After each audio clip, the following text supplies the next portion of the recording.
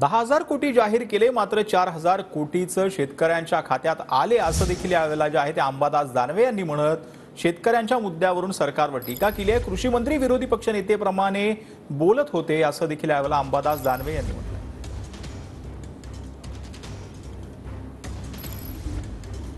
माननीय कृषी मंत्री साहेब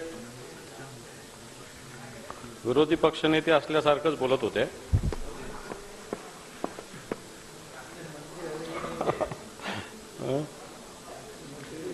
मंत्री झाले, चार महिन्यापूर्वी 6 महिन्यापूर्वी काय काय भाषण होते त्यांचे मी सहज आता ते पण बघितले। मागच्या बजेटवरचं भाषणही त्यांचं नोट्स मी काढली आता।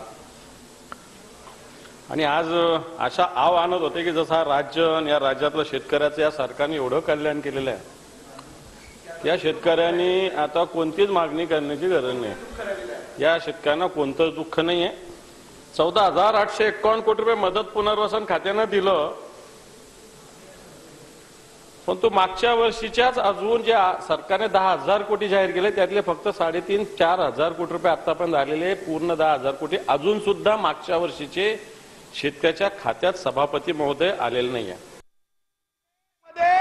सोयाबीन आलं, जिराईत मध्ये कापूस आला, त्यावेळेस काय कापूस विरोधी पक्ष नेत्यांच्या कानात गेला होता सांगताना 13,600 हेक्टरी बागायती कापूस असेल तर 27,000 रुपये हेक्टरी, त्यावेळेस हे ऐकायला कापूस कानात गेला होता का?